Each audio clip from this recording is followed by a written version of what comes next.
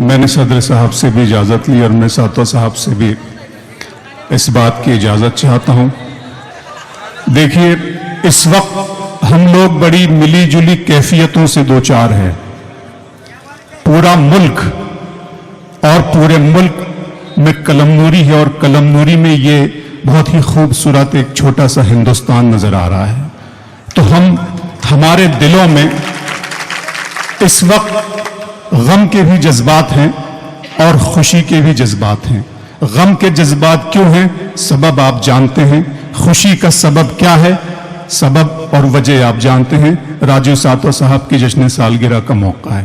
دوستو، سرحد پہ وہ سیما پرہری جو شہید ہو چکے ہیں، جنہیں وطن پر جنہوں نے اپنی جان دی ہے.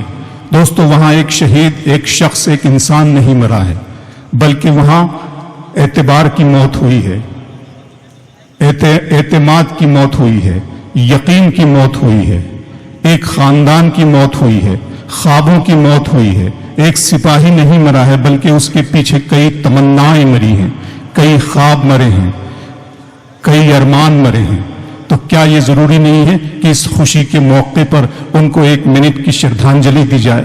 اگر میری بات آپ کو ٹھیک لگے، میرا آپ ساتھ دے دیں، تو میں شکیل جمالی صاحب کی اجازت سے، ڈاکٹر راحت اندوری صاحب کی اجازت سے، حفیظ بھائی کی اجازت سے اور راجیو ساتو صاحب کی اجازت سے چاہتا ہوں کہ آپ بہت ہی صبر، اطمینان کے ساتھ اپنی نشست پہ ایک منٹ کے لیے کھڑے ہو جائیں. میں ڈائس کے تمام معززین کا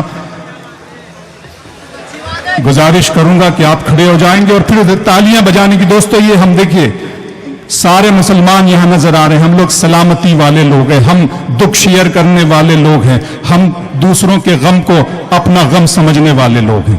ایک منٹ کی بالکل خاموشی سنیے گا دوستو.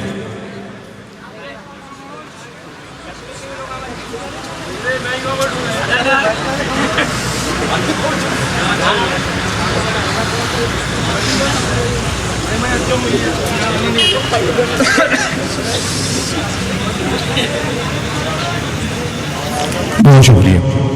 اب آپ جس طرح سے اپنی نشستوں پہ بیٹھے تھے اسی طرح بیٹھ جائیں. آپ جی میں سمجھ رہا ہوں.